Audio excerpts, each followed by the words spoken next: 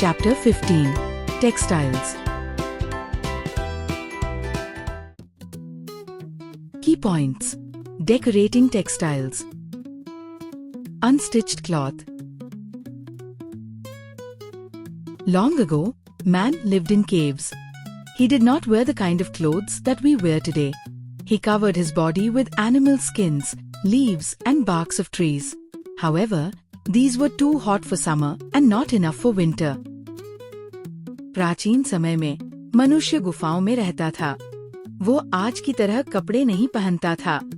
वह अपने शरीर को जानवरों की खाल, पत्तों और पेड़ों की छाल से ढकता था, लेकिन ये गर्मियों में बहुत गर्म और सर्दियों में पर्याप्त नहीं थे।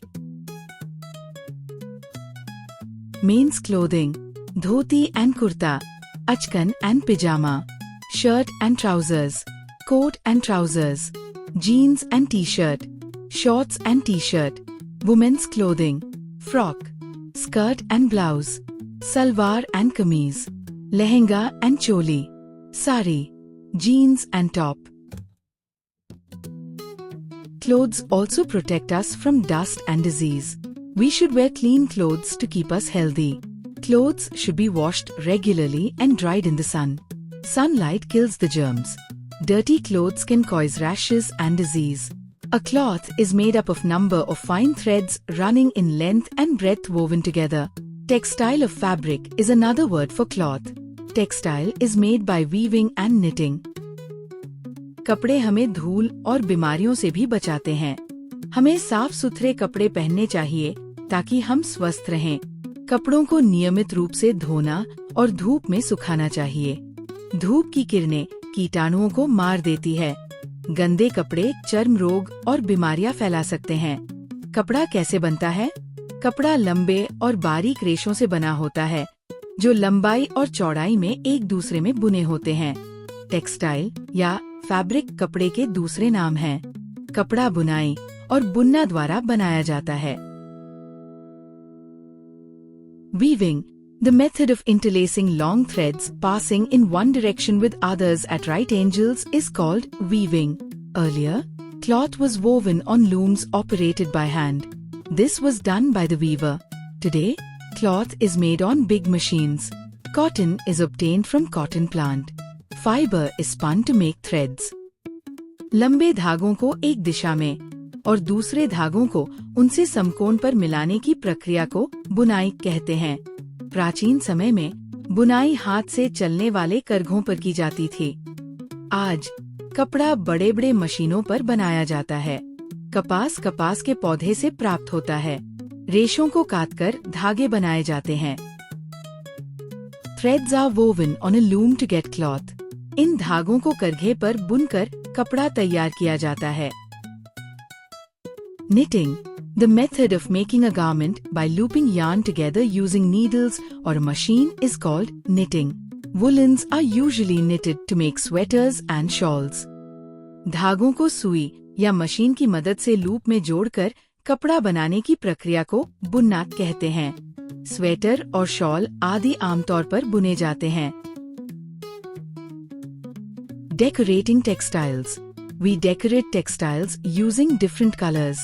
The processing of applying color on cloth is called dyeing. We can dye cloth in natural as well as synthetic colors. Natural dyes are also called vegetable dyes. They are got from different plant parts such as roots, leaves, bark and flowers. वस्त्रों की सजावट। कपड़ों को हम रंगों से सजाते हैं। कपड़े पर रंग चढ़ाने की प्रक्रिया को रंगाई कहते हैं। कपड़ों को प्राकृतिक और कृत्रिम रंगों से रंगा जा सकता है। प्राकृतिक रंग। प्राकृतिक रंग पौधों के भागों जैसे जड़, पत्तियां, छाल और फूलों से प्राप्त किए जाते हैं। Dyes like neem are got from the indigo plant. Saffron, turmeric, henna and peel of pomegranate, onion, mango and plum are used to obtain natural dyes. Name of plant: Indian indigo, pomegranate fruit, lac, madder, kamla, acacia. Natural dye: deep blue, yellow, violet, red, pink, red and orange, golden yellow, orange, brown. Natural dyes are not color fast, so people prefer to use synthetic colors today. Synthetic colors are man-made and color fast. Tie and dye is a famous art form in Gujarat and Rajasthan. It is done by tying small areas on the cloth with threads. Then the cloth is dyed in many vibrant colors and left to dry. After drying, the threads are opened to get a beautiful design made by uncolored dots on the colored cloth. प्राकृतिक रंग पक्के नहीं होते, इसलिए लोग आजकल कृत्रिम रंगों का उपयोग करते हैं। कृत्रिम रंग मनुष्य द्वारा बनाए गए होते हैं और लंबे समय तक टिकते हैं। प्रसिद्ध सजावटी तकनीकें।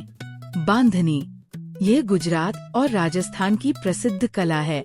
कपड़े के छोटे छोटे भागों को धागे से बांधा जाता है और फिर कपड़े को रंगों में डुबोया जाता है। सूखने के बाद धागे खोलने पर रंग बिरंगे कपड़े पर सफेद बिंदियों से सुंदर डिजाइन बन जाती है।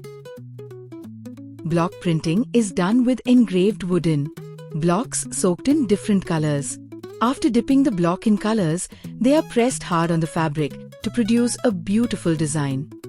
ब्लॉक प्रिंटिंग, लकड़ी के नक्काशीदार ब्लॉकों को रंग में डुबोकर कपड़े पर दबाया जाता है, जिससे सुंदर डिजाइन बनती है। Kalamkari is a combination of block printing and handmade designs. It is done with a kalam or pen. The two major centers of Kalamkari are Sri Kalhasti and Masulipatnam in Andhra Pradesh. Kalamkari, ये block printing और हस्त निर्मित design का मिश्रण है। ये कलम या पेन की मदद से किया जाता है। आंध्र प्रदेश के श्री कालहस्ती और मछलीपट्टनम इसके प्रमुख केंद्र है। Unstitched cloth. Most of the clothes are stitched before wearing, but some can be dropped without actually being stitched. Sari is a long piece of unstitched cloth draped around by women in India. It is worn in different ways by the women of different states. बिना सिला कपड़ा, अधिकांश कपड़े सिलकर पहने जाते हैं, लेकिन कुछ कपड़े बिना सिले भी पहने जा सकते हैं। साड़ी एक लंबा बिना सिला कपड़ा है, जिसे भारतीय महिलाएं विभिन्न तरीकों से पहनती है। विभिन्न राज्यों की महिलाएं इसे अलग अलग ढंग से लपेटती है।